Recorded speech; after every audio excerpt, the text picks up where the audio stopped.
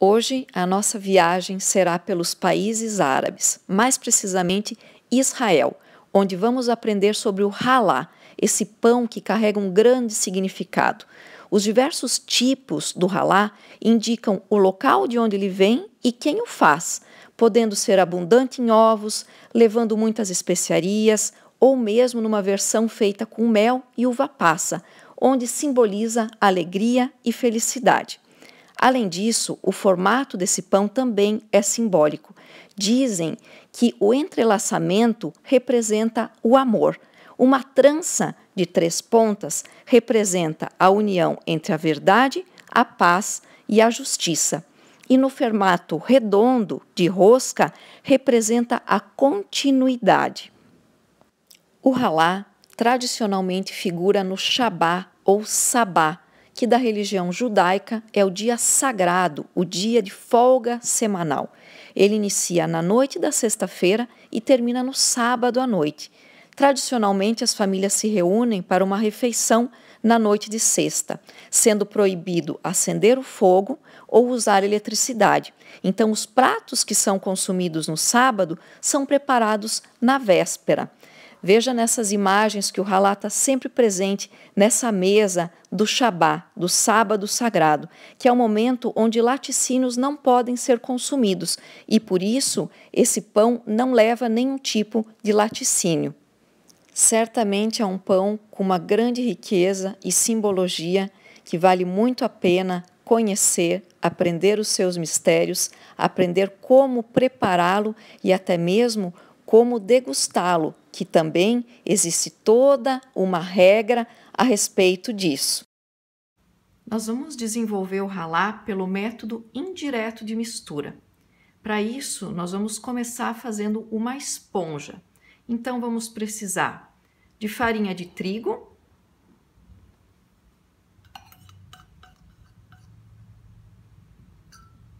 açúcar refinado,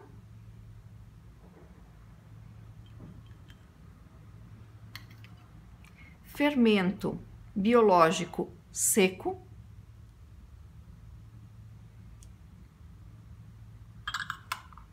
e água.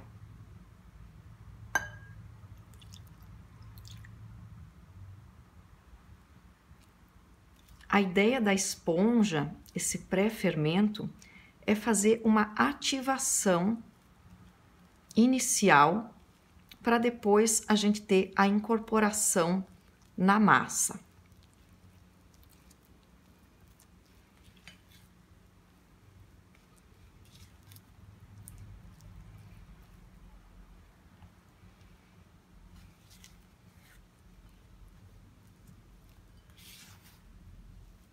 Nesse momento da esponja, a gente não acrescenta o sal, porque o sal muitas vezes ele é um inibidor da fermentação.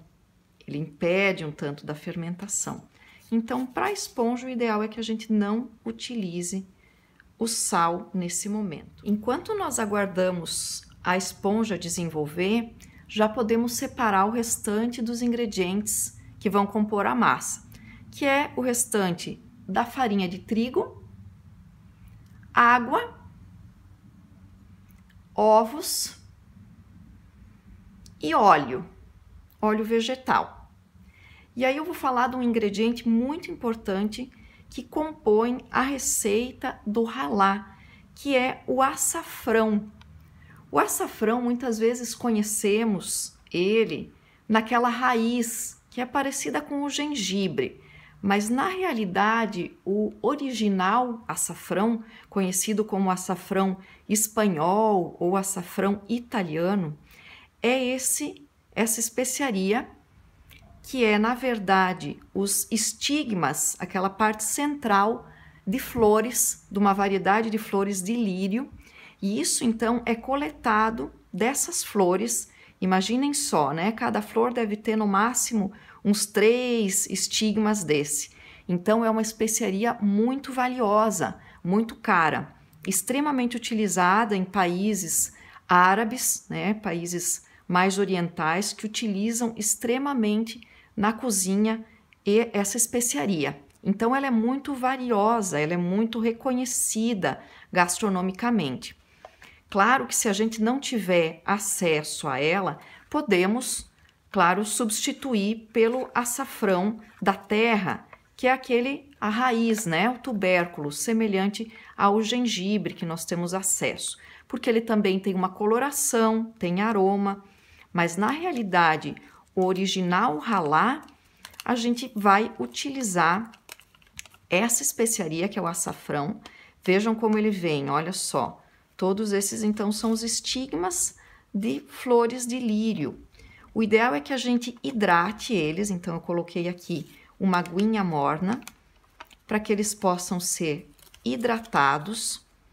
Vão ficar aqui hidratando um pouco, vocês vão ver como eles já começam a soltar coloração e também o aroma, que vão ser característicos desse pão do ralá. A coloração vai realmente fazer parte, olha só como ela já começa a soltar, né? Essa especiaria tem uma coloração muito intensa e o aroma, um aroma bastante floral, bastante herbáceo, que fica muito interessante nessa preparação. Mas lembrem que podem utilizar tranquilamente o açafrão em pó, açafrão da terra, que é a raiz. Também vai dar o efeito da coloração e da mesma forma um sabor um pouco mais intenso para esse preparo. Mas muito interessante a gente conhecer essa especiaria, é algo que realmente é reconhecido por todo o trabalho que se tem na coleta, né, e na utilização. Então, realmente é uma especiaria muito valiosa por todo o cuidado, por toda a questão da secagem, da conservação dessa especiaria. Então, aqui para o nosso ralá, vamos fazer da forma tradicional, mantendo o uso do açafrão, né, o açafrão italiano, o açafrão espanhol, no estigma da flor.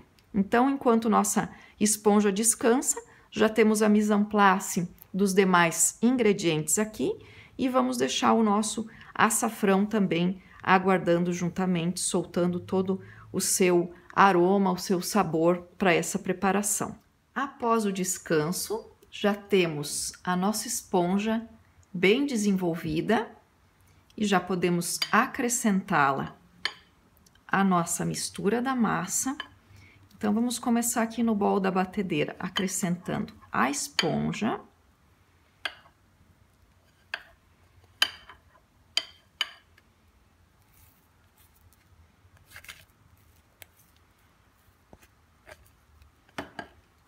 Não vamos desperdiçar nem um pouquinho. Usando o nosso pão duro, nossa espátula, para aproveitar toda a nossa massa. Na sequência, vamos acrescentar a farinha de trigo,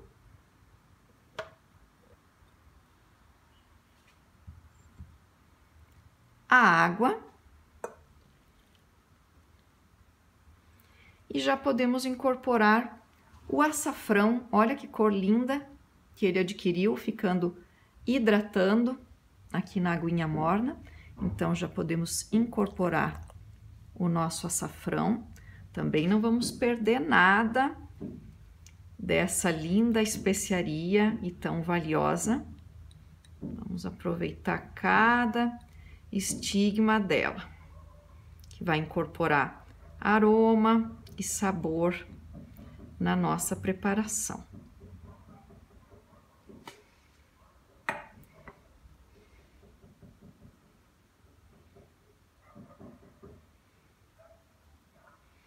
Todos bem incorporados, nós vamos fazer aquela primeira mistura da massa, utilizando sempre o batedor tipo gancho para as massas mais pesadas, e vamos incorporar então primeiramente esses ingredientes. Depois de levemente incorporado esses primeiros ingredientes, já podemos acrescentar os ovos, também aproveitando toda a quantidade sugerida na nossa ficha técnica.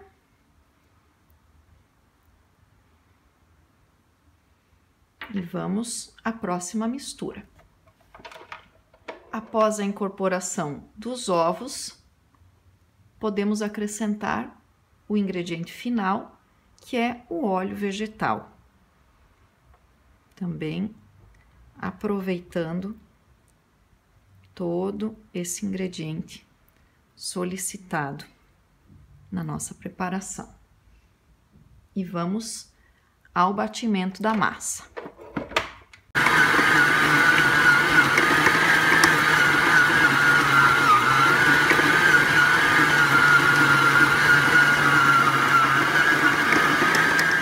Após a mistura, o batimento e o primeiro crescimento, olhem que linda está a nossa massa do ralá. E aí nós vamos passar então para a bancada para podermos modelar essa massa para o segundo crescimento.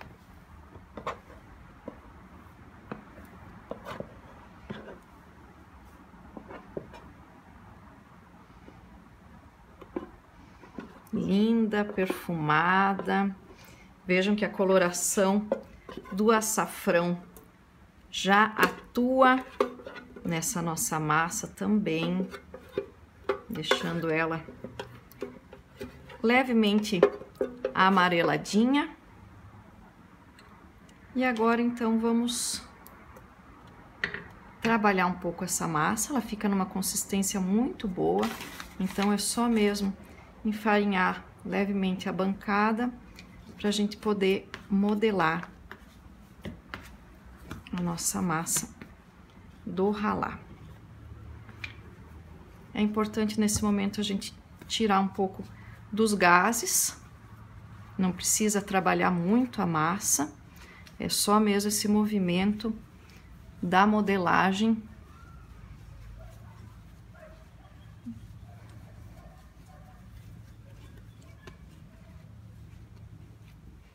Olha quantos gases já se formaram, e agora na segunda fermentação, então, eles podem realmente desenvolver antes da gente fazer a tradicional modelagem do ralá, que é um pão repleto de simbologias, de lindos significados. Vejam que linda a massa. Agora colocamos num bowl. Vamos cobrir com o filme plástico para que ele tenha o segundo crescimento. Dispomos a nossa massinha aqui. Cobrindo com filme plástico, ele vai crescer em torno de mais 1h, 1h30. A ideia é dobrar de volume essa massa, para que a gente então possa fazer a modelagem. E aqui estamos com a nossa massa do ralá, depois do crescimento. Ficou em torno de 1h10 crescendo. Olha que massa linda, crescida, leve, volumosa. E agora nós vamos então trabalhar. Vamos polvilhar um pouquinho de farinha na nossa bancada para dispor essa linda massa, e nós vamos fazer a modelagem do ralá. Então, um ralá, como eu falava para vocês, é um pão que tem muita simbologia. É um pão que é consumido também numa data que tem uma questão religiosa envolvida, né, por parte dos judeus. Então, é um pão que, na sua forma, no seu formato, ele já nos traz a ideia de representar a união. Então, ele é feito no formato de trança, que é o que nós vamos trabalhar agora. Dá até uma pena de mexer nessa massa e perder esses gases maravilhosos que ela conquistou aqui no crescimento, mas isso é necessário para o nosso trabalho aqui com o ralá. Então, nós vamos dividir, vamos fazer uma trança com 3 pontas, com 3 partes. Então, o ideal é a gente medir, pesar, na verdade, para ter um tamanho parecido das massas, tá? Um peso semelhante para a gente fazer uma trança o quanto mais uniforme possível. Vamos ver aqui.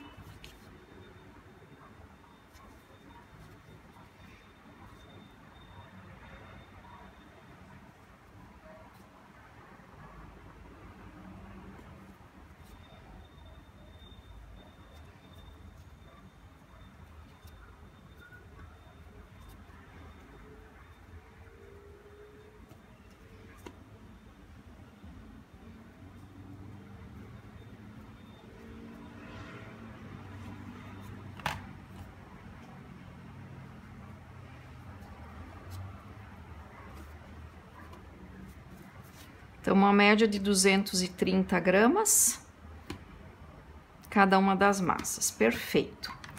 E agora, nós temos, então, que fazer o formato cilíndrico em cada uma das nossas 3 massinhas.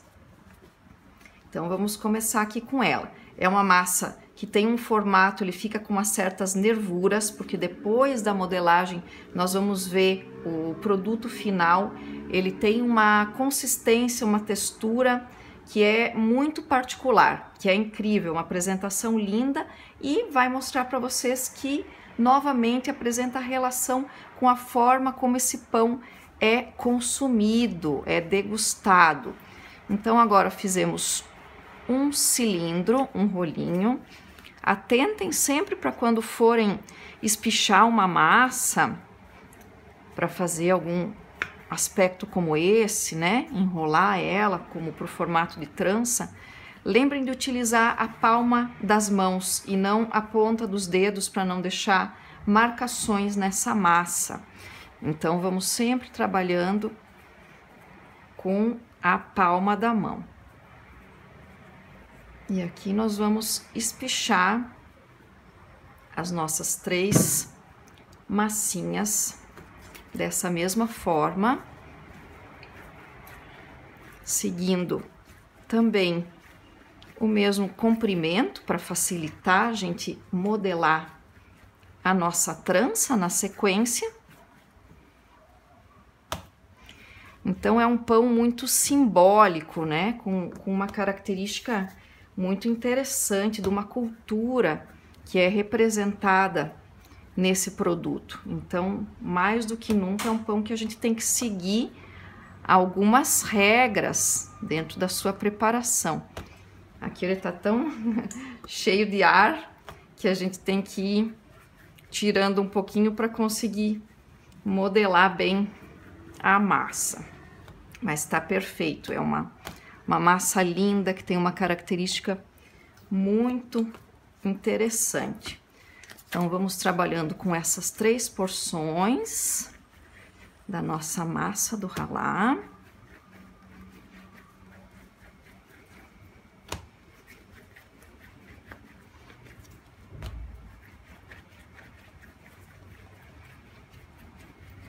Para esse momento de espichar ela, é bom que a bancada não esteja tão enfarinhada também, porque senão acaba deslizando muito e eu não consigo, né, abrir, espichar bem essa massa. Então, prontos os meus 3 rolinhos espichados, e agora nós vamos à modelagem do ralá. Então, agora com as nossas 3 porções de massa, nós vamos iniciar a modelagem da trança. Não se preocupem no primeiro momento com esse acabamento aqui. Nós vamos ter a questão de trabalhar formando a trança, pensando sempre na massa, seguindo de fora para o centro. Damos espaço aqui à nossa massa, a parte de fora para o centro. E assim vamos seguindo, sempre aquela que tiver na parte externa, vem para o meio.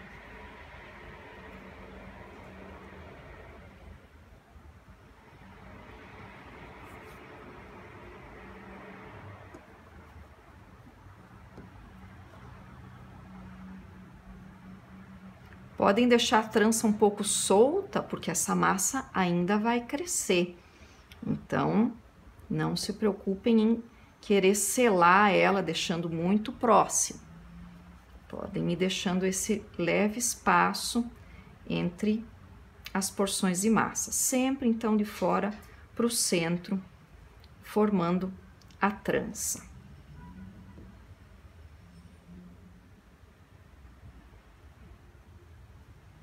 Aqui tô chegando quase ao final, eu vou virar ela para vocês visualizarem bem. Então, aqui de fora, mesmo a gente cuidando, né? Uma ficou um pouco maior aqui na modelagem, mas isso faz parte então do acabamento. A gente pode voltar ela aqui para baixo, né? Isso na assadeira, então ela já fica completamente bem modelada.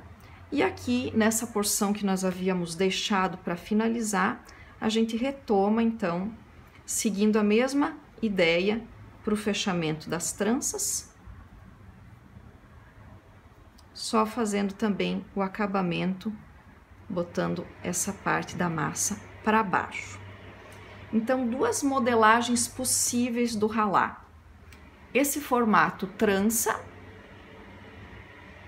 tá? Que é uma modelagem muito tradicional do ralá.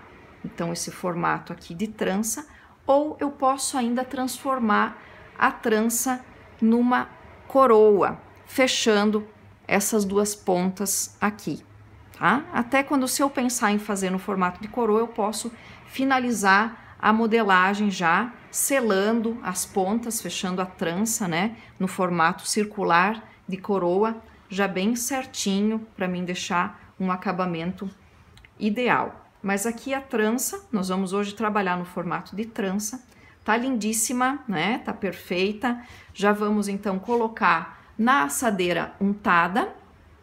E o ideal é que essa massa agora modelada tenha mais um descanso, né? Que seja em torno de 20 minutos, para que ele tenha mais um relaxamento das fibras, do glúten. Enfim, a gente acabou mexendo bastante aqui, tirando gases dessa massa. Então, o ideal é que ela tenha um novo crescimento, um novo descanso. Aqui já temos então um ralá disposto na assadeira, untada. E ele vai ter então esse novo descanso, mais um crescimento antes de ir ao forno. Agora, com nossos ralá já repousado, após mais um crescimento, nós vamos pincelar toda a superfície dele com ovo batido, ovo inteiro batido, que dá aquele brilho característico ao nosso produto. Essa é uma das apresentações mais tradicionais do ralá, finalizando com o ovo batido, que vai ter esse brilho, então, característico dele.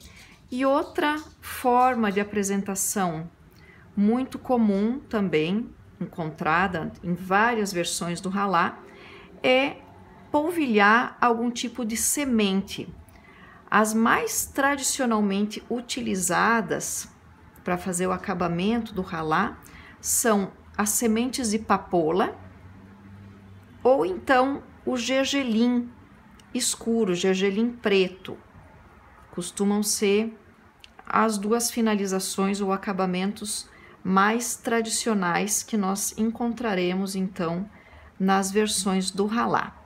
Mas hoje eu vou deixar essa versão bem tradicional, que não tem nenhuma especiaria sendo coberta, para a gente poder ver toda a beleza, a sutileza, a simplicidade desse pão que tem toda essa história dentro da cultura judaica, principalmente. Com o ralá pincelado, pronto na assadeira, nós vamos levar ao forno a 170 graus por uma média de 30 a 35 minutos para o cozimento desse pão.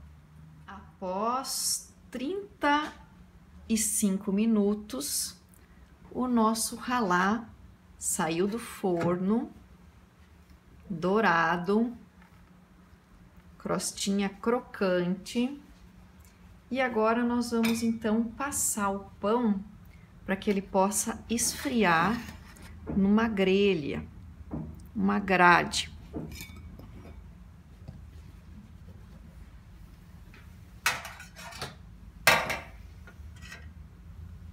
Aqui está então o ralá assadinho.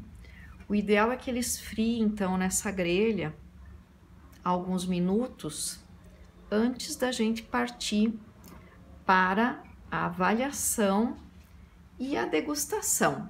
Vamos ainda falar da forma como consumir esse tradicional pão da cultura judaica. Após o esfriamento, então nós já podemos avaliar, verificar como ficou o nosso pão. E algo, por se tratar de um pão extremamente tradicional, que carrega uma simbologia de uma cultura, de um país, o ralá, ele figura na mesa do sábado sagrado dos judeus, do Shabá ou Sabá. Então, é um ingrediente que sempre vai estar presente na mesa desse sábado sagrado.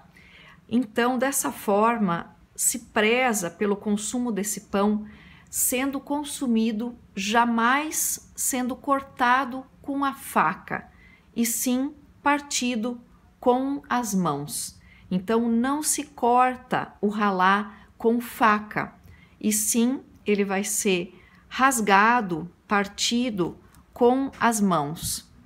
E olha por quê, que lindo que é esse pão.